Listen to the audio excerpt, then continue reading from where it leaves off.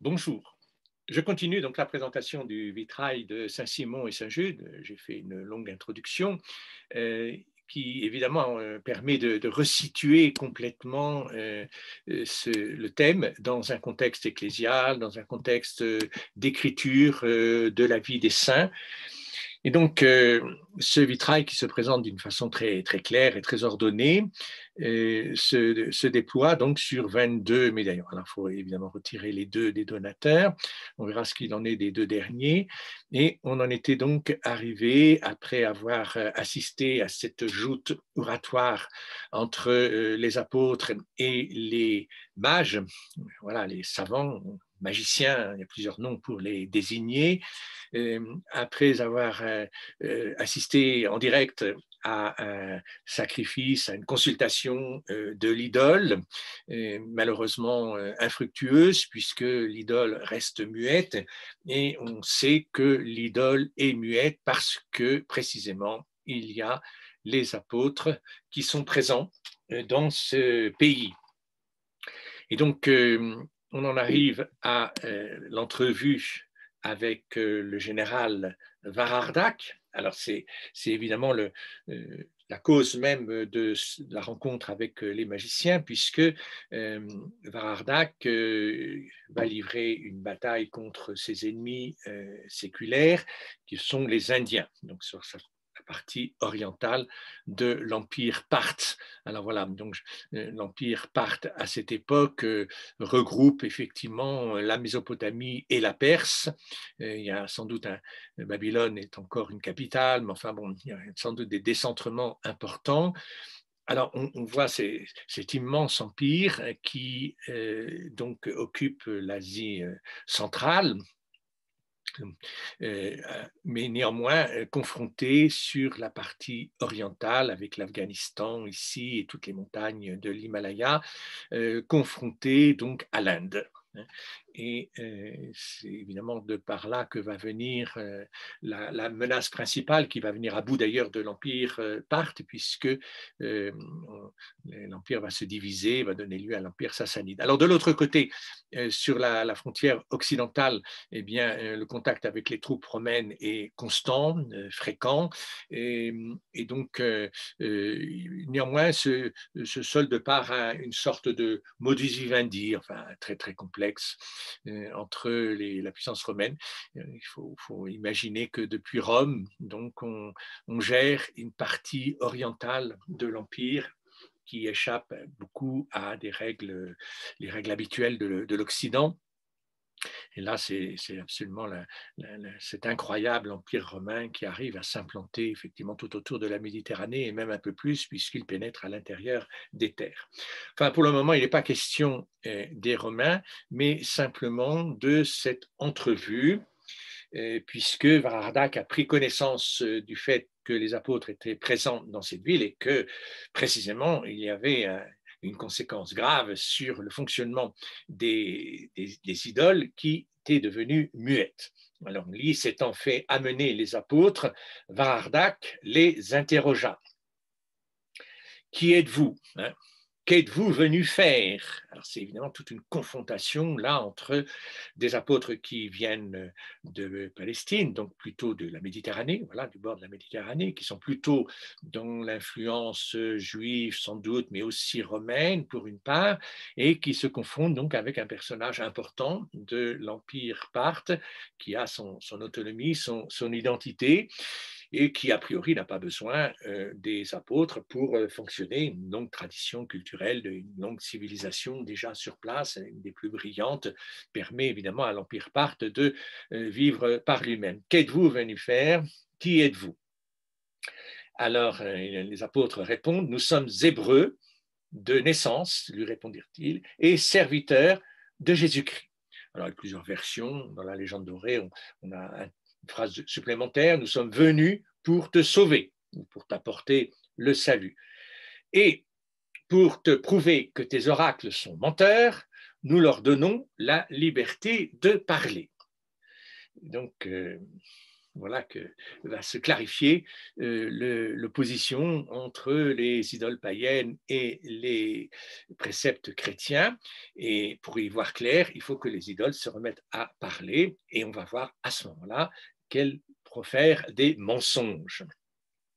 Alors le général est assis sur un trône quasi impérial, là, oui, avec un dossier très très important sur fond rouge, bien sûr, ce qui permet de repérer le personnage qui est habillé de bleu. Le chromatisme ici permet évidemment de bien reconnaître chaque personnage. Ce siège d'autorité permet d'indiquer que Varadak effectivement exerce le pouvoir, mais du coup les apôtres vont l'exercer certainement d'une autre manière. Là, c'est pas du tout la même configuration que dans les premiers médaillons où les apôtres siégeaient aussi sur un banc à égalité, on pourrait dire, avec les magiciens. Ici, il y a un acte d'autorité qui impose une déférence des apôtres qui se tiennent debout devant celui qui est assis, le fait d'être assis étant la position de majesté, bien sûr, le siège est le signe même de l'autorité.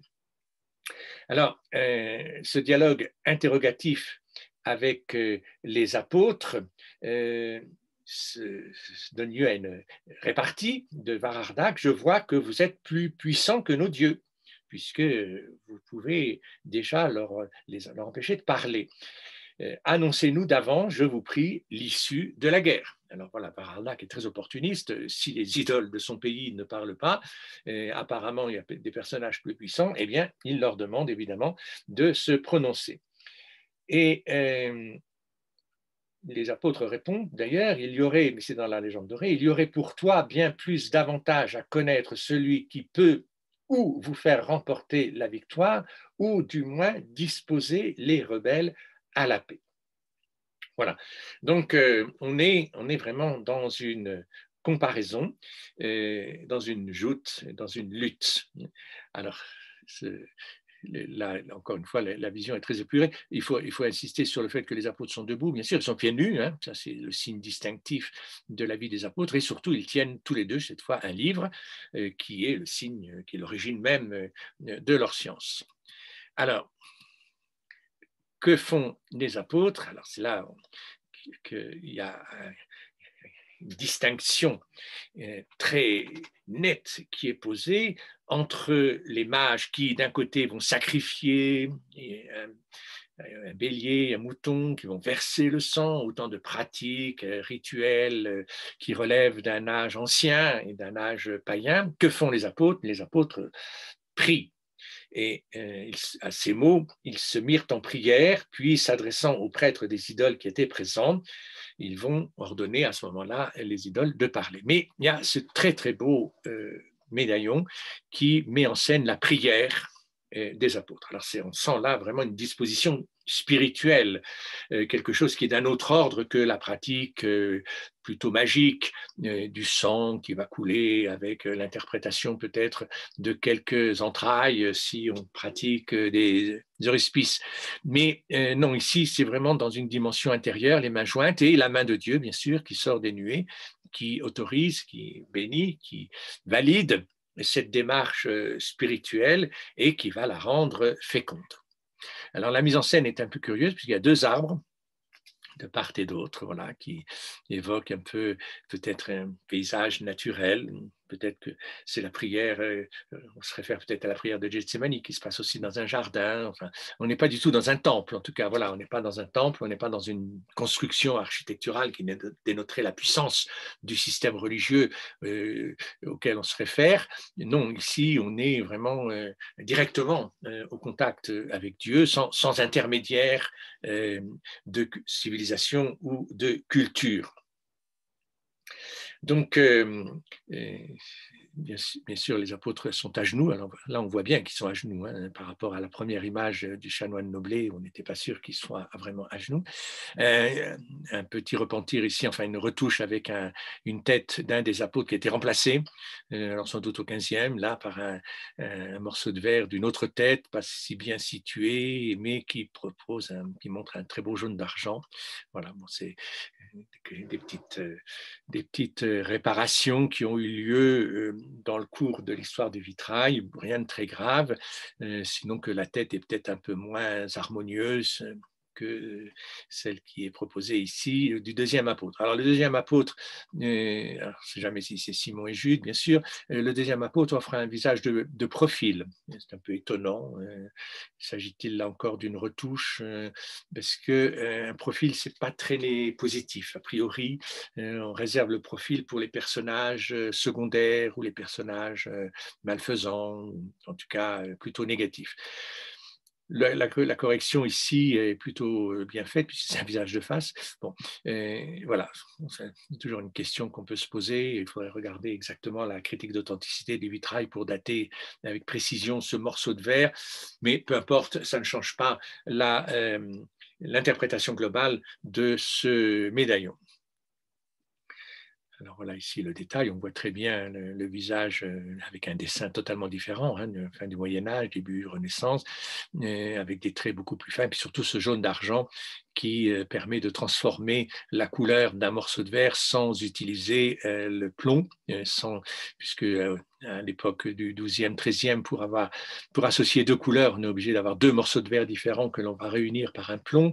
Ici, on arrive avec ce chlorure d'argent à modifier la couleur initiale. Si c'est blanc, ça devient jaune. Si c'est rouge, ça devient une autre couleur, etc.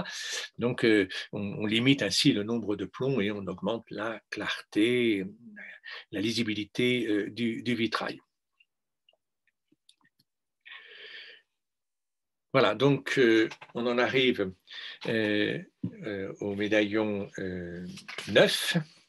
Donc 7 et 8, c'est Varardach et les apôtres qui prient. Médaillon 9, donc on est un registre nouveau, on passe à un registre. Les devins consultent aussi de leur côté l'idole. Voilà, alors évidemment, ils ne prient pas. Ils sont debout. Alors, le mage est là avec son assistant. Il n'y a pas de sacrifice ici. L'idole aussi a subi une réparation. Bon, sa tête est un peu curieuse. Je crois qu'il y a... Non, voilà, il y a un jaune d'argent aussi. Donc, deux têtes qui ont été réparées. Difficile de savoir si elles étaient abîmées ou s'il y a eu une réparation volontaire de façon à embellir peut-être le vitrail par un morceau un peu plus moderne aux époques postérieures au Moyen-Âge. Alors l'idole ici semble beaucoup plus loquace. Donc le défi que les apôtres ont lancé, c'est ils se sont adressés aux prêtres des idoles qui étaient présents et ils ont dit, nous vous ordonnons de répondre à ceux qui vous interrogent comme vous avez coutume de le faire. Alors, comment ils ont coutume de le faire? C'est par la pratique divinatoire, on pourrait dire, qui se place devant les idoles, qui a lieu devant les idoles. Donc, l'idole prononce l'oracle et l'idole dit, les devins annoncèrent alors qu'une grande guerre était imminente et que beaucoup d'hommes périraient de part et d'autre. Voilà le message très, très négatif qui annonce une catastrophe. Et on va voir justement que tout se joue autour de la teneur du message. Alors, on continue. Donc, les apôtres, eux, annoncent une autre issue de la bataille. C'est le médaillon 10. Le général se tourne vers les apôtres et on dit, dans le texte, c'est absolument extraordinaire, Saint Simon et Saint Jude ne firent que rire de cette prédiction, à savoir qu'il allait y avoir une bataille, beaucoup de morts et sans doute une défaite. Donc voilà que l'assurance des apôtres leur permet de rire. C'est quelque chose qui est grave, de rire. En général, on rit, les rictus ne sont pas montrés, en tout cas dans les images, on ne voit pas de personnages saints rire, on ne voit que les diables rire, mais d'un rire grimaçant. Ici, bien sûr, il n'est pas question de montrer le rire des apôtres, donc sorte de combinaison qui se fait pour celui qui regarde le vitrail entre ce qu'il connaît de la légende et ce qu'il voit. Mais c'est vrai que les apôtres parlent avec assurance à ce général qui a son bâton de commandement ici, une sorte de sceptre, et qui lève la main pour, d'une certaine manière, peut-être signifier que les magiciens ont dit autre chose. Il y a évidemment une position du corps qui est un peu curieuse, puisqu'il n'y a pas un face-à-face net entre le général et les disciples. On sent le général écartelé, un peu tiraillé entre ce que disent d'un côté ses propres magiciens et puis ce que disent ces étrangers qui, effectivement, vont lui annoncer autre chose. Ne crains rien, la paix est entrée avec nous dans ton pays. C'est une récupération de la part des apôtres, enfin bon, qui vont profiter de l'issue heureuse de cette bataille pour dire qu'ils en sont les responsables. La paix est entrée avec nous dans ton pays, demain à pareille heure. Dans la légende dorée, il est dit que ça sera à la 3e heure. Bon, c'est assez curieux comme mention. Demain à pareille heure, tu verras revenir tes envoyés et avec eux viendront de saints ambassadeurs indiens ayant pour mission de maintenir la paix à n'importe quelle condition. Voilà. Alors là, le message est radicalement opposé à la prédiction des divins, des devins. Le message de guerre et de désolation annoncé par l'idole d'un côté, le message de paix et de concorde annoncé par les apôtres de l'autre côté. Voilà, on a vraiment là un très beau positionnement de la force chrétienne, le message chrétien qui est un message optimiste, qui est un message de paix, qui est un message de bonheur, alors que le message des idoles est un message funeste de désolation, de mort, de catastrophe. Qui va gagner? Pour le moment, on n'en est encore qu'aux prédictions. Et on sent donc notre général un peu étonné par une telle différence entre les annonces.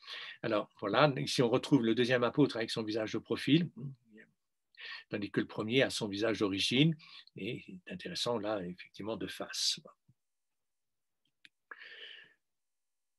Alors, la réaction est tout à fait étonnante parce que le général, finalement, par prudence, fait emprisonner les 2 apôtres. Ça se lit sur les 2 médaillons 11 et 12. La réaction des prêtres mis en difficulté, eh bien, est plutôt violente. Et on dit que les prêtres se mirent à éclater de rire. Eux aussi, voilà, tout le monde rit dans cette histoire, tout le monde se moque de l'autre. C'est évidemment un rire un peu sarcastique. Alors les prêtres dirent au général, ces gens-là veulent inspirer de la sécurité afin que, ne nous tenant plus sur nos gardes, tu sois défait par tes ennemis. Un message chrétien qui serait considéré comme un message lénifiant, qui finalement endort un peu les protagonistes au lieu de les exciter et de les rendre plus vaillants. Eh bien, le fait d'annoncer que tout va bien se passer pourrait effectivement faire baisser les armes un peu trop tôt, et ce n'est peut-être qu'une ruse finalement pour que ne s'en doutant plus, eh bien, les Parthes deviennent finalement vulnérables, ne se doutant plus de l'imminence d'une agression violente, ne se préparant pas. Voilà. Alors ça pose un énorme problème, évidemment, de toutes les annonces de paix faites par les chrétiens juste avant la guerre. Ça contredit évidemment tout à fait l'adage le plus ancien: si tu veux la paix, fais la guerre. Évidemment, prépare la guerre. Si tu veux ne pas être surpris par l'ennemi, eh bien, sois toi-même dans une position d'agression. Et évidemment, le conseil des prêtres est très traditionnel. Et là, si tu prépares la paix maintenant, ça risque d'être beaucoup trop tôt, tu vas complètement devenir vulnérable.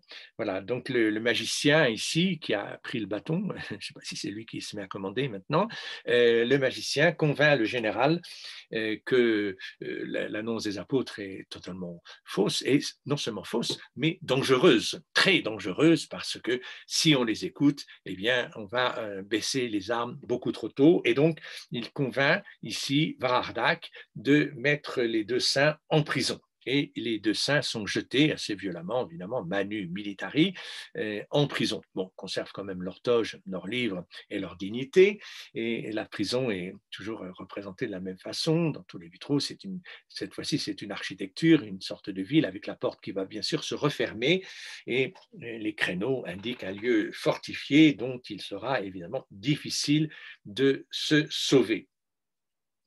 Donc, les apôtres lèvent la main ici en signe d'acceptation. Il y a évidemment une non-violence totale des apôtres qui bien acceptent la conséquence de leur prédiction. Première conséquence, sans doute qu'ils sont sûrs d'eux et qu'ils savent que de toute façon, l'issue de cette bataille sera, enfin l'issue de ce conflit sera positive.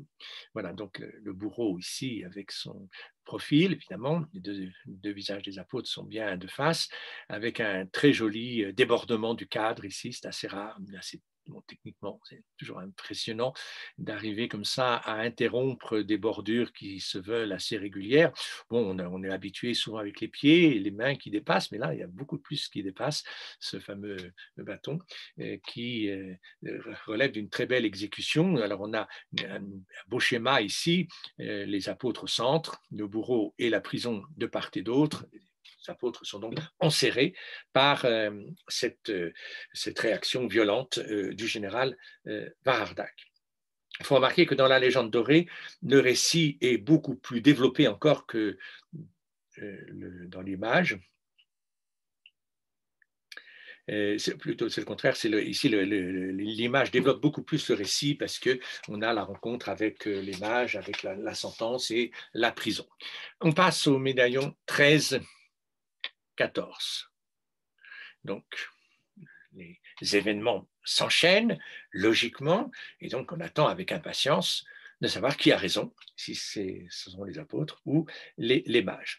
Et donc, il est dit que le lendemain, à l'heure dite, c'est très étonnant, cette indication de l'heure, la même heure, la troisième heure, à l'heure dite, voilà, c'est une prédiction extrêmement précise et qui rappelle un peu le déroulement de la mort du Christ, qui elle aussi se fait sur un rythme horaire extrêmement précis. Le lendemain, à l'heure dite, les ambassadeurs indiens se présentèrent et firent leur soumission. Voilà, alors là, on va consacrer 2 médaillons à l'arrivée des ambassadeurs. Donc, on voit d'abord ici peut-être les conseillers du général, hein, qui a vraiment un statut de prince, d'empereur peut-être, mais enfin, ce n'est qu'un général. Donc, avec un deuxième personnage qui se tourne vers le médaillon à côté, donc vers l'arrivée de l'ambassade. Donc, on a un beau lien visuel ici entre les deux scènes. Et alors, la main qui atteste en disant, bah si, voilà, donc l'ambassade, on connaît sans doute déjà le contenu, parce que s'ils arrivent, ce sont des ambassadeurs plénipotentiaires qui, bien sûr, ne viennent pas faire la guerre. On ne vient pas faire la guerre en habit, en toge et avec des chevaux qui ne sont pas carapassonnés.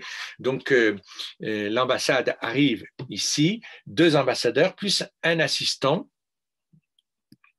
Voilà, alors ça, c'est le personnage qui est tourné vers l'arrivée de l'ambassade, une belle réparation aussi, qui regarde, donc, qui constate d'une certaine manière. Voilà ici ces très beaux chevaux, ces talons, hein, tout à fait vigoureux. Voilà, on n'a pas peur ici de montrer la vigueur de ces montures.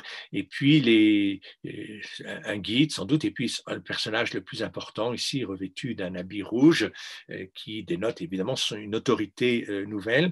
Hein, c'est un peu difficile de savoir comment il est assis. Il est assis évidemment un peu en position cavalière ici, donc il est voilà, la selle qui s'est soit tournée, il est en train de descendre, enfin, c'est un peu difficile. Il a malgré tout quand même un pied dans un étrier. Donc, on ne comprend pas très bien que ce soit le pied gauche qui soit dans l'étrier, alors que le pied droit est sans doute déjà voilà, il y a une position qui est un peu difficile. Il y a bien sûr la patte du cheval qui est en dessous ici. Est-ce que les 2 pieds sont dans le même étrier? Bon, il y a plusieurs questions qui se posent sur la façon de monter à cheval. voilà, il faut demander aux grands spécialistes de la connaissance des harnachements et autres façons de monter les chevaux. Et puis troisième personnage derrière, qui est coiffé de la cale, hein, cette cale qui est un peu la coiffe des gens un peu plus simples, une cale pour calotte, voilà, c'est une sorte de béret, de toque, de capuchon, de chaperon, enfin, qui est noué sous le menton, bon, qui n'est pas très épaisse, hein, mais qui permet de tenir les cheveux et qui donne à ce personnage une attitude un peu moins noble quand même que celui qui a un chapeau sur sa tête. Donc, le caractère solennel de la démarche est évidemment absolument fantastique, hein, puisque ces chevaux se déplacent ici avec le pas. Enfin, c'est vraiment une sorte de cortège triomphal qui arrive. Et évidemment, la légende dorée va développer ici un long dialogue entre Varardak et le roi, puisque le général va rendre compte au roi de tout ce qui s'est passé. Donc, de toute façon, Varardak est très furieux contre ces devins qu'il veut faire périr dans les flammes, mais heureusement, dit le texte, on ne le voit pas tout à fait ici, l'intervention des apôtres les sauve, car il est écrit dans la légende dorée qu'il en fut empêché par les apôtres qui avaient été envoyés non pour tuer les vivants, mais pour ressusciter les morts. Donc, il n'est pas question ni de tuer les devins, ni d'annoncer que la bataille va être meurtrière et qu'il va y avoir beaucoup de morts et de catastrophes. C'est la paix qui est célébrée ici dans cette magnifique rencontre. Et donc, les prêtres vont résister en disant mais non, bon, on a quand même raison, etc. Et Varardak va donc trancher. Alors, ils vont trancher avec encore une joute oratoire. Là, il y a encore une sorte de rebond dans le texte, puisque les mages convoquent à ce moment-là des orateurs, des avocats, qui veulent donc défendre la cause des magiciens en disant qu'ils ont quand même raison. Donc une sorte de grande plaidoirie qui va avoir lieu, mais ces grands orateurs vont rester muets et paralysés en voyant les apôtres. C'est toujours pareil, ils n'arrivent pas à parler. Et donc, il est dit, afin que tu saches que nous sommes des dieux, c'est les mages qui parlent, nous allons permettre aux apôtres de parler, mais ils ne pourront se promener.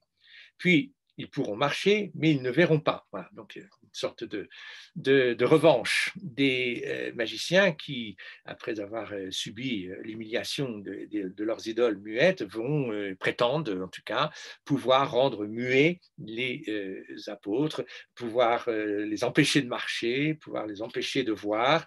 Mais voilà que les avocats refusèrent de se confronter avec les apôtres mal vêtus. Ah, voilà, c'est assez étonnant. Les apôtres ne sont pas très dignes d'être défendus. Les avocats qui sont habitués à des causes célèbres, à défendre des personnages d'importance, sont un peu dépités de voir ces deux va-nu-pieds qui ne présentent pas très bien et qui sont mal habillés. Et les apôtres disent que précisément des contenus précieux peuvent être dans des contenants vils. Seul compte le contenu et pas le contenant.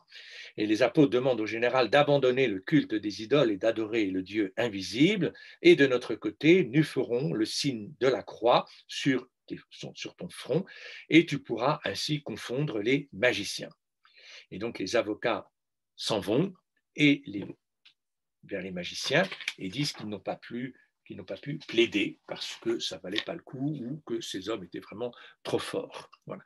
Donc voilà, ça, c'est le dialogue, évidemment, n'en finit pas, la confrontation n'en finit pas entre ces magiciens et ces apôtres, mais visiblement, les apôtres l'emportent à chaque étape, puisqu'ils arrivent à faire parler les idoles pour dire qu'elles ne peuvent plus parler normalement.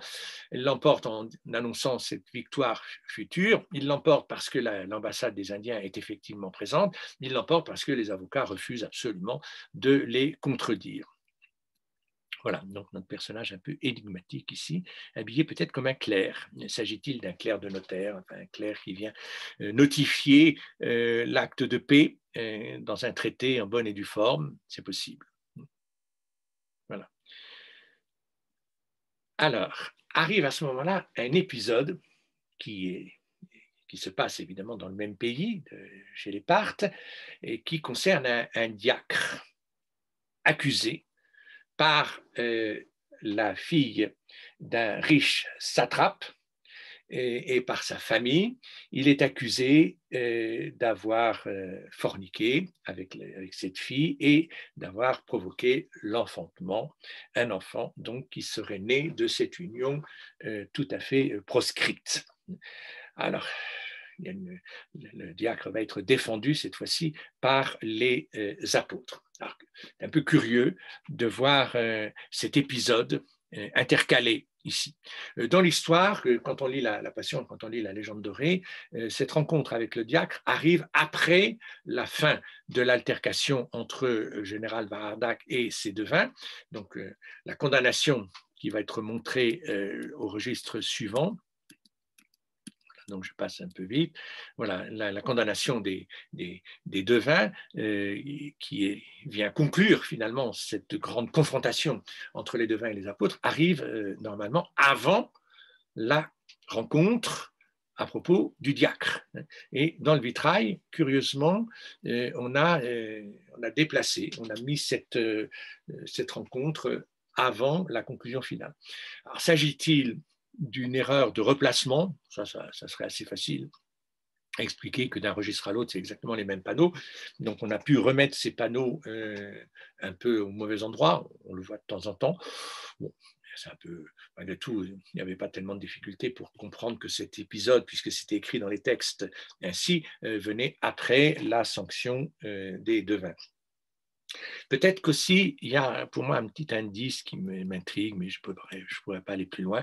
C'est ce fameux personnage ici qui est assez ressemblant à ce personnage ici qui est le diacre. Est-ce que ça serait le même? Bon, un peu curieux de voir exactement la même cale, le même habit, la même trogne, le même visage de profil dans les deux cas. On ne voit pas très bien pourquoi le diacre ferait partie de l'ambassade des Indiens, à moins qu'il soit peut-être justement convoqué pour, du fait de ses talents d'écriture, convoqué pour notifier l'acte par écrit. Bon, on ne dit pas, en tout cas dans le texte, que ce diacre appartient d'une manière de près ou de loin à l'ambassade indienne.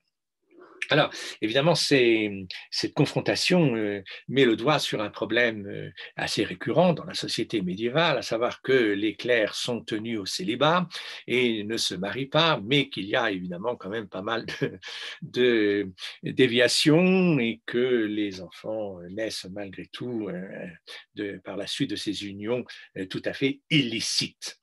Donc, il s'agit ici de défendre la vertu d'un diacre, d'un clerc.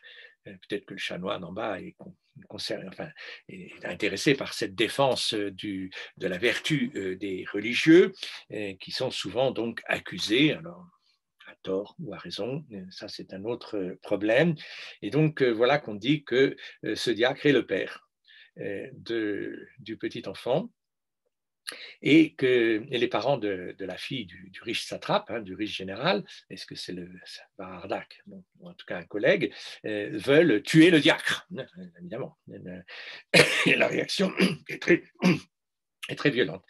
Donc les deux apôtres, à ce moment-là, s'adressent ici au diacre. Voilà, on les voit très beaux, un très beau visage, alors de face tout là, c'est vraiment très bien positionné. Voilà le premier apôtre avec toujours ce merveilleux visage dessiné, très paisible. Le deuxième apôtre un peu abîmé parce qu'il y a eu une griffure sur la grisaille, bon, on n'a pas corrigé, mais c'est un visage tout aussi beau. Et l'apôtre s'adresse ici avec les deux doigts, donc sous forme d'une sentence, d'un enseignement. C'est plus qu'un enseignement. L'enseignement, c'est l'index. Enfin, ici, il prononce effectivement une vérité. Et le diacre tient son habit. Alors, ce n'est pas une attitude très sûre. Et il tient son habit, il a la main vers le bas. Voilà, il n'y a pas la main qui atteste qu'il est très content de ce qu'on dit. Et puis son visage est quand même un peu... ils ne l'ont pas raté là. Hein. C'est un visage avec un nez un peu crochu. Voilà, les traits sont très, très accusés. S'agit-il vraiment d'un visage avenant? Je ne pense pas. Voilà. Donc, et puis cette façon de tenir son habit, un peu l'air penaud. Alors de l'autre côté, c'est toute la famille qui arrive. Voilà, toute la famille.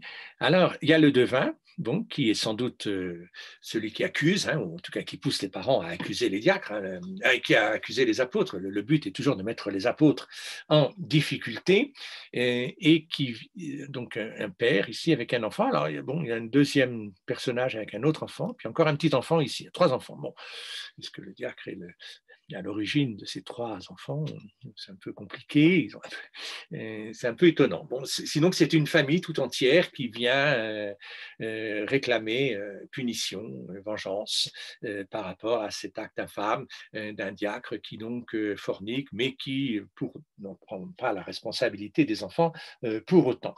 Alors, que font les apôtres?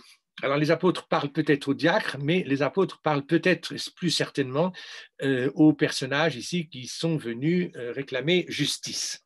Et donc, les apôtres demandent alors au nouveau-né de dire au nom du Christ si le diacre est le Père, oui ou non. Ah, c'est très risqué. Au nom du Christ. Alors, bon, ça supposerait que les enfants soient déjà évangélisés, mais la vérité sort de la bouche des enfants, bien sûr. Et écoutez, ces petits-enfants, c'est eux qui vont vous annoncer le royaume de Dieu, et sans avoir été forcément enseigné, puisque l'enfant, par définition, l'infant, c'est celui qui ne parle pas, et il va se mettre précisément à parler, hein, au nom du Christ. Donc, il y a là un miracle qui s'accomplit d'une certaine manière, mais qui correspond effectivement au fait d'autoriser ceux qui ne parlent pas, ceux qui n'ont pas droit de citer, droit de parole, de les autoriser à parler et de prendre en considération ce qu'ils ont à dire.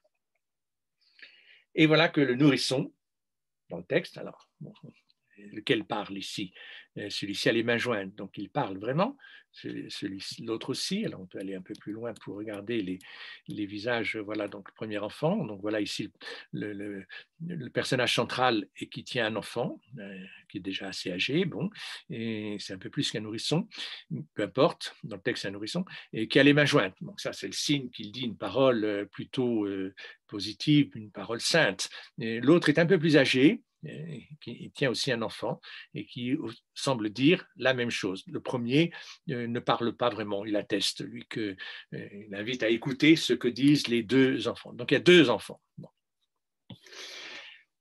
Et ils disent, le diacre est un homme d'une conduite irréprochable. Donc, il disculpe totalement le diacre de toute faute. Alors les apôtres qui font face aux parents veulent quand même accuser le diacre enfin vérifier du moins que c'est vrai, et ils disent, c'est dans le texte, notre devoir est de délivrer les innocents, mais non de perdre les coupables. Donc s'il est innocent, le diacre sera délivré, mais s'il est coupable, il sera condamné. Donc il ne s'agit pas d'une entourloupe. Et les apôtres disent ici qu'ils sont venus pour un jugement véritable, donc dans un sens ou dans un autre. Et les 2 apôtres, malgré tout, entendent ce que l'enfant vient de dire, ou les 2 enfants viennent de dire, qui disculpent totalement le diacre. Il s'adresse alors au diacre qui est coiffé de la cale, et peut-être cette fois-ci, alors peut-être que le dialogue ici fonctionne dans un aller et dans un retour. Dans un premier temps, peut-être que le dialogue fonctionne vis-à-vis des parents et vis-à-vis surtout de l'enfant à qui on demande de parler, et puis dans un deuxième temps, le dialogue ici, la main signifierait à ce moment-là la sentence énoncée par les apôtres qui, s'adressant au diacre, lui disent qu'il est libre et qu'il est totalement qu'on a relevé tous les soupçons de faute à son égard. Voilà, donc c'est tout à fait étonnant comme scène logée à cet endroit. Évidemment, elle s'inscrit dans la logique narrative, puisque comme je l'ai dit, il s'agit pour les magiciens de charger toujours les apôtres, de les mettre en difficulté d'une manière ou d'une autre, et donc il fait de les obliger ici à condamner un personnage de l'Église. Je supposerais que l'Église soit déjà assez développée chez les Parthes à ce moment-là. C'est une scène qui est très souvent représentée dans beaucoup de manuscrits ici. J'ai donc ce manuscrit qui est, voilà, il faut que je retrouve ma référence. Voilà. Donc un manuscrit d'Arras, hein, folio 45 du manuscrit 851, peu importe, qui montre cette scène avec tout un récit. Elle donne lieu aussi à des pièces de théâtre. Enfin, on met très souvent en scène cet épisode. Il suffit de lire Le Roi Ladurie, Montaillou, village occitan, pour se rendre compte que ces situations-là sont plus que fréquentes et qu'il y a des bâtards un peu partout dans les villes chrétiennes. Bon, ici, évidemment, ça se solde par l'innocentement du diacre. Alors, il y a dans la légende, après cette rencontre avec le diacre, il y a encore un autre épisode qui n'est pas montré ici, qui est l'épisode des tigres, qui se seraient échappés de leur cage et qui dévorent tous ceux qu'ils rencontrent. Et les apôtres rendirent ces tigres doux comme des agneaux. Et donc, voilà, ça donne un petit miracle supplémentaire, mais qui n'a pas lieu ici d'être montré. Alors, on revient à la confrontation avec les mages. Et donc, en présence du roi, les devins sont maintenant condamnés. Les apôtres sont disculpés, comme le diacre ont été disculpés, donc décidément, ils ont de plus en plus raison, mais on dit que les devins, dans un geste un peu de colère ultime, jettent des serpents sur les apôtres pour quand même les mettre un peu en difficulté, et que les apôtres ramassent les serpents et les jettent sur les magiciens, qui s'en mêlent un peu dans ces animaux, dans le milieu des morsures des serpents. Donc voilà, alors cette fois-ci, c'est le roi. C'est le roi, on est passé à un degré supérieur, c'est plus le général Varardak, c'est son supérieur, c'est le roi qui lui-même condamne donc les magiciens au feu et en plus au supplice des serpents. Donc le roi ici tient la cordelière de son habit, un peu comme Philippe Auguste dans la façade du transept septentrional. Voilà un très beau geste ici, qui est un geste de noblesse, qui montre là le statut très élevé de ce personnage, qui commande évidemment à un bourreau, qui attise les braises d'un feu rougeoyant, et un des magiciens est dans le chaudron pour subir le supplice du feu. Donc, les deux apôtres vont réagir, parce qu'évidemment, ils ne veulent pas. Alors voilà, ils s'adressent ici. Alors, c'est redevenu le général Varardak. Bon. Ils sont à genoux et ils supplient là le prince de ne pas faire mourir les devins, mais simplement de leur faire subir le supplice des morsures de serpents. Les saints ne veulent pas la mort des devins, simplement quelques morsures pour leur apprendre d'une certaine manière. Au nom du Seigneur, vous ne mourrez point, mais vous serez déchirés par des serpents et vous pousserez des cris de douleur qui ressemblent à des mugissements. Donc, on dit dans le texte qu'après avoir fait une prière, ils ordonnèrent aux serpents de reprendre tout le poison qu'ils avaient injecté et ensuite de retourner dans leur repère. Or, les douleurs supportées par les magiciens au moment où les serpents reprirent leur poison furent plus vives que celles qu'ils avaient ressenties quand leur chair était dévorée. Les apôtres leur dirent à ce moment-là, pendant 3 jours, toujours un compte très christologique, très christique, pendant 3 jours, vous ressentirez de la douleur, mais le 3e jour, vous serez guéris afin que vous renonciez à votre malice. 3 jours s'étant écoulés, les apôtres reviennent et ils disent, le Seigneur n'agrée pas qu'on le serve par force, levez-vous et soyez donc guéris, allez librement. Voilà. Alors, on ne représente pas tout ça ici, on représente simplement le supplice, alors qui évidemment ne va pas déboucher sur la mort des magiciens, puisque les apôtres interviennent pour arrêter ce supplice. Donc le bourreau ici entend l'ordre, voilà, et apparemment il va obéir à l'ordre. Alors c'est toujours le même geste ici. Bon, peut-être que ce Varardak porte une couronne de temps en temps, ou une calotte de temps en temps. Bon, il y a plusieurs coiffures ici.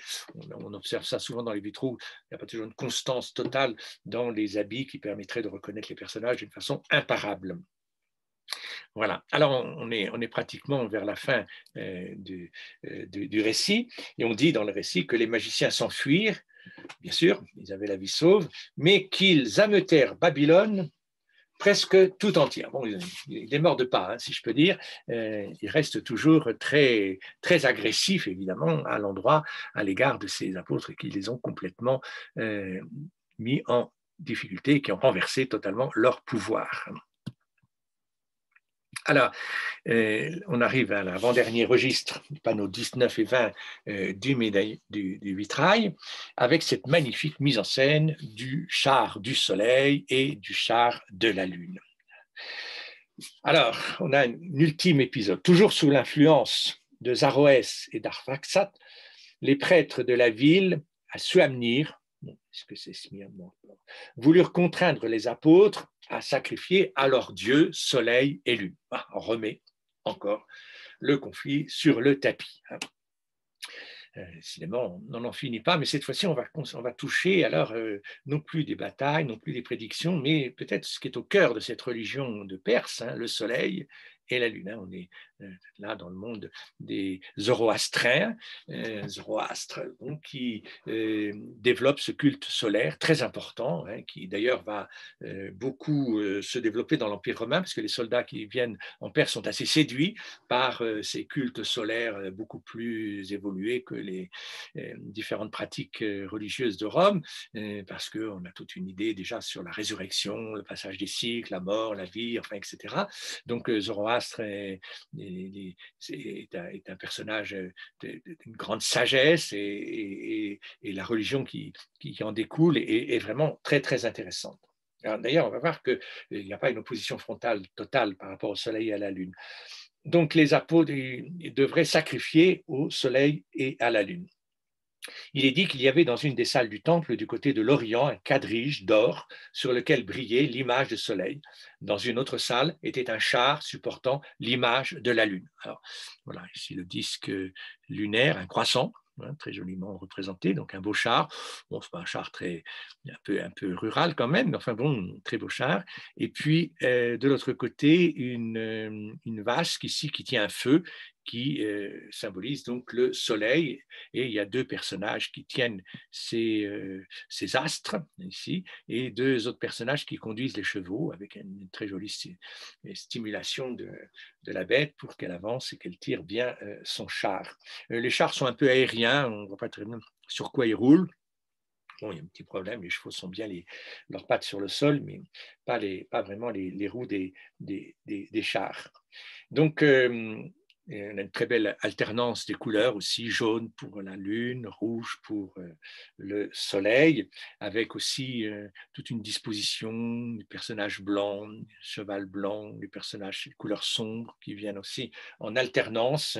Donc un joli porteur de la lune qui est blanc, bien sûr, par rapport à la lune, le cheval qui est sombre, le cavalier qui est un peu habillé de blanc, ensuite le porteur du soleil qui est lui sombre par rapport au soleil qui est très lumineux, et puis le blanc du cheval. Tout ça relève d'une très très belle maîtrise de l'harmonie des couleurs. Alors, évidemment, on ne voit pas très bien la scène du temple et comment les apôtres se tirent d'affaire par rapport à cette injonction d'adorer le soleil et la lune. Alors, il faut aller au texte. Là, les apôtres commandent alors aux démons de sortir et de briser chacune sa statue. Alors, on voit ça, voilà, on voit ça. Voilà, dans un manuscrit, mais voilà que mon image est partie ailleurs, on verra tout à l'heure. Donc, les apôtres se sont bien défendus puisqu'ils ont contribué à faire tomber les deux idoles. Alors, il faut imaginer que dans la statue du soleil ou dans la statue de la lune, il y a une idole. Et on dit qu'aussitôt deux Éthiopiens, noirs et nus, sortirent en brisant leur statue et s'enfuirent. Alors, l'idée, je pense, ici, c'est de délivrer ces deux astres de l'emprise des idoles. Et finalement, les deux apôtres récupèrent un peu le soleil et la lune, non pas dans une pour les adorer, mais pour leur redonner leur statut, qui est celui de la Genèse, hein, de création des astres avec les étoiles, correspond au troisième jour. Bon, donc c'est une dimension très très importante de la création divine que d'avoir placé dans le ciel le soleil le jour et dans le ciel de la nuit d'avoir placé la lune. Donc, d'une certaine manière, en montrant ce char ici, qui pourrait dire après tout le soleil et la lune du culte zoroastrien a gagné. Non, il ne s'agit pas de montrer que Zoroastre a gagné. Ici, on est toujours dans une rivalité évidemment très forte entre la religion chrétienne et les autres cultes à mystère et les autres cultes, surtout de ce pays des Parthes, ce pays de la Perse, qui est très très fécond en culte religieux. Il s'agit de montrer, à mon avis, le succès de la mission des apôtres et du fait que le soleil et la lune ont retrouvé leur place au service de Dieu.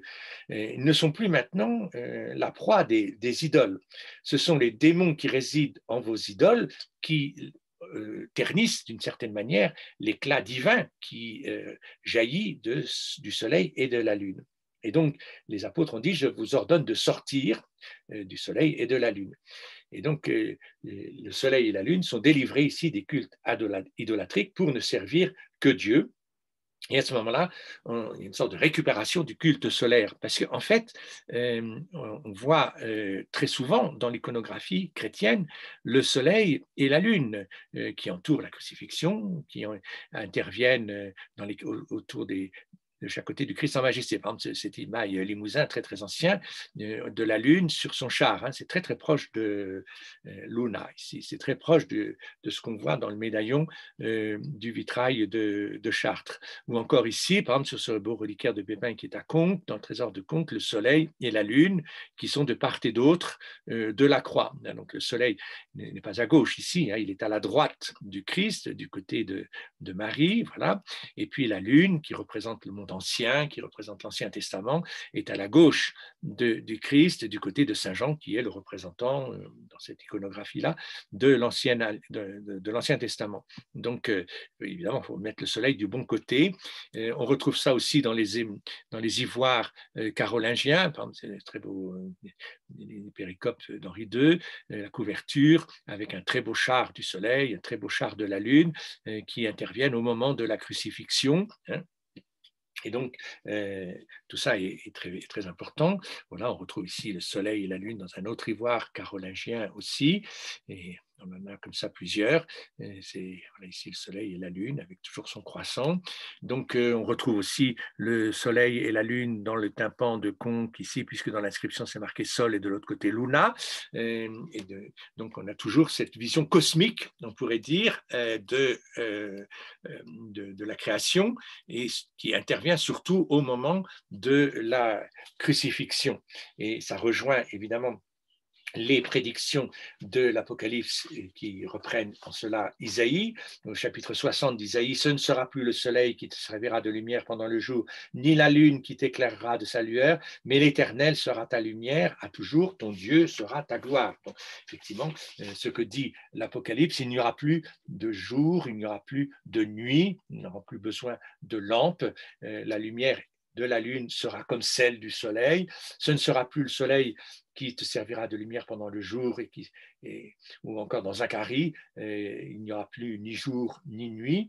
Et donc, dans le chapitre 21 de l'Apocalypse, on trouve la ville n'a besoin ni du soleil ni de la lune pour l'éclairer, car la gloire de Dieu l'éclaire et l'agneau sera son flambeau. Donc, on a d'une certaine manière ici une sorte de récapitulation quasi cosmique de la création telle qu'elle a été voulue à son origine et telle qu'elle est décrite dans le livre de la Genèse.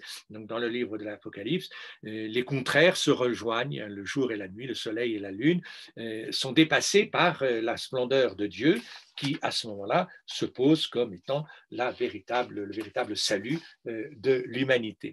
Alors ce soleil Et cette lune ont évidemment une très grande importance dans l'alchimie. Hein.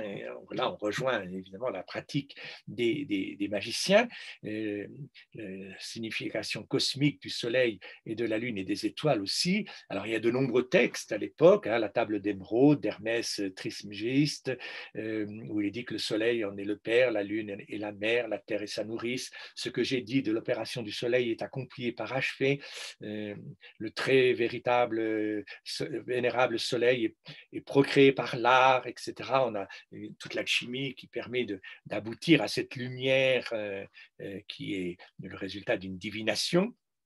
Donc Hermès dit très véritable au superlatif, hein, c'est le commentaire qui est fait du texte au XIIe, XIIIe siècle, parce que le soleil engendré par cet art surpasse tout soleil naturel en toute propriété, tant médicinale qu'autre. Le soleil en est le père, c'est-à-dire l'or des philosophes. Aussi faut-il qu'en cette génération artificielle de la pierre, hein, c'est toute la théorie de la pierre au central dans la chimie, le soleil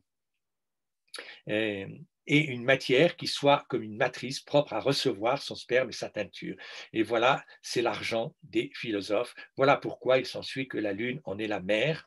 Chapitre 12, toujours de la table d'émeraude, on a toute cette déclaration, c'est pourquoi j'ai été appelé Hermès Trismégiste, c'est-à-dire Mercure, 3 fois très grand, ainsi que le philosophe a enseigné la composition de la pierre, il montre ici ouvertement de quoi se fait notre pierre, se nommant soi-même, etc. On a d'autres textes comme la tourbe des philosophes, le rosaire des philosophes aussi, l'aurore à son lever, qui est un texte attribué à Thomas d'Aquin, le livre des secrets de Dame Alchimie, qui reprend toute cette question de l'image et de la reproduction, donc que l'image devient à ce moment-là la réalité. Hein. Donc que ce soleil, l'idée à ce moment-là, c'est que le soleil et la lune deviennent l'incarnation même de Dieu. Alors évidemment, ici, on se méfie quand même du Soleil et de la Lune, donc je pense que ces deux médaillons qui sont à leur place, parce que là, le dessin de la verrière fait qu'on ne peut pas les mettre à un autre endroit, indique effectivement une hiérarchie hein, dans les valeurs. Donc certes, le Soleil et la Lune sont présent au moment de la création dès le début et surtout au moment de la révélation finale, mais ils ne sont que des assistants de la lumière divine et en aucun cas des incarnations de la divinité elle-même. Hein. Alors, on sent tout le conflit qui était posé dès le départ hein, dans ce vitrail avec les magiciens au début, qui bien sûr font des prédictions et tout, mais surtout qui ont un culte solaire où finalement la présence de Dieu se manifeste par l'éclat du soleil, alors l'éclat du soleil naturel et encore davantage dans l'éclat d'une lumière qui serait le résultat de la transmutation de la matière en lumière, du plomb en or, etc. etc. Donc c'est toute l'alchimie qui est évidemment combattue par l'Église, pas à pas, il ne s'agit surtout pas de laisser de reconnaître une quelconque autorité à l'alchimie. Donc vous voyez que ce vitrail concerne tout à fait les problèmes avec l'astrologie, avec l'alchimie, avec donc tout l'Orient, tout l'Empire parthe, et donc tout ce monde d'une culture extrêmement brillante qui est au large dans l'Empire romain à ce moment-là. Hein. Zoroastre est sans doute beaucoup plus important dans ses manifestations de dévotion que les cultes, que les groupes chrétiens. Et on sait très bien que si Constantin n'avait pas reconnu le christianisme, c'est sans doute ces cultes orientaux qui auraient pris le dessus, tellement le christianisme est minoritaire à cette époque, tellement le christianisme est vraiment peu armé d'ailleurs par rapport à ces cultes séculaires, ces cultes beaucoup plus anciens et beaucoup plus brillants qui se sont développés dans la partie orientale. Alors, c'est pour ça que je considère que ce vitrail est évidemment très important à cette place et il ne faudrait pas voir aujourd'hui des petits relents concernant l'alchimie, l'astrologie, on s'en moque un peu aujourd'hui, les horoscopes, etc., ne sont pas considérés d'une façon très, très sérieuse, de même que l'alchimie est un peu considérée aussi comme étant une science occulte tout à fait marginale. Non, il faut considérer que là, il y a un véritable débat de religion, de dialogue entre les religions, et qu'il s'agit pour le christianisme d'affirmer sa place, donc un message de paix, un message d'amour, voilà, entre les gens. On ne va pas condamner, on ne condamne même pas à mort les opposants. Hein. Il y a une prudence très grande par rapport aux ennemis. Et puis on considère effectivement les valeurs de ces religions par rapport au soleil et à la lune, mais on remet tout ça à sa juste place dans un plan qui est voulu par Dieu, où Dieu, évidemment, est au centre et va incarner cette divinité. Voilà, donc un très beau char du soleil ici avec voilà, un visage qui a été refait, très beau cheval, avec tout le détail sur la façon de l'harnacher. Voilà, et donc on en vient à la conclusion du vitrail.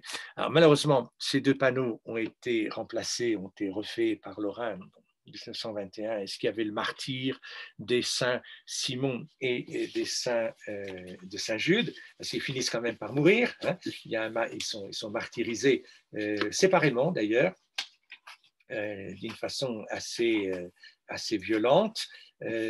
Donc, il est dit que, alors, est-ce qu'il a été scié en deux? C'est difficile là de savoir exactement quel était le type de martyr. Toujours est-il que le roi récupère les ossements de ces deux martyrs, et que les ossements vont être conservés.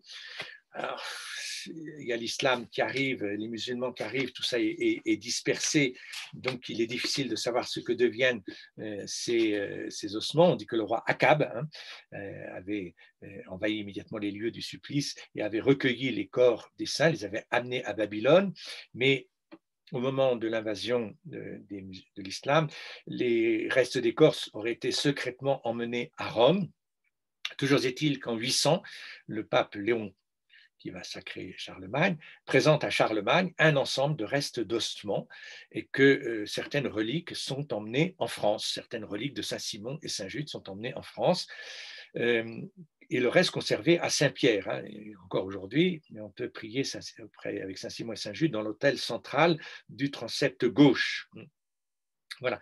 Et les reliques vont être vénérées à Saint-Cernin de Toulouse, et puis aussi du côté le reste des reliques va être emmené en Arménie, à vrai dire, et c'est les Arméniens qui ont certainement la meilleure vénération de toutes ces reliques. Mais voilà, l'histoire ici reprend le début, à savoir qu'il y a des reliques de Saint-Simon et Saint-Jude. C'est effectivement attesté par des écrits à l'époque de Léon et à l'époque de Charlemagne, qui va provoquer une réorganisation des cultes, avec surtout d'ailleurs Louis le Pieux et Benoît d'Aniane, qui va réorganiser tout cela. Et donc, c'est vraisemblable effectivement qu'une relique venant de Rome, qui elle-même a recueilli les reliques venant de Perse, eh bien, permet effectivement de tracer une continuité dans le culte de Saint-Simon et de Saint-Jude. Bon, de là à être assuré que ce sont vraiment les ossements de Simon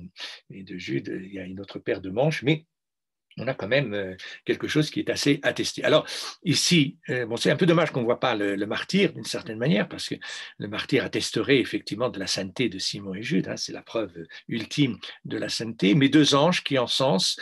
Alors du coup, ils encensent le soleil et la lune qui sont en dessous, et toute l'histoire qui est en dessous, c'est plutôt bien, d'une certaine manière, pour bien montrer que c'est évidemment le culte divin incarné en Jésus-Christ qui doit être pris en compte. Voilà, donc on en vient à on pourrait tout recommencer. Voilà, donc c'est cette très belle verrière qui se déroule donc avec beaucoup d'épisodes qui sont en général assez bien décrits, qui sont bien développés. On oublie complètement l'histoire d'Akbar, on oublie complètement les tigres, on oublie aussi peut-être le martyr, mais les deux scènes finales, en tout cas du soleil et de la lune, font partie des scènes les plus belles de l'ensemble des verrières de Chartres. Voilà, donc je vous souhaite une bonne continuité. Revoyez ça avec détail, allez le voir sur place, bien sûr, si c'est possible et s'il ne fait pas trop froid. Et puis, nous continuerons la prochaine fois avec le vitrail de Saint-André. Voilà, bonne journée, à bientôt.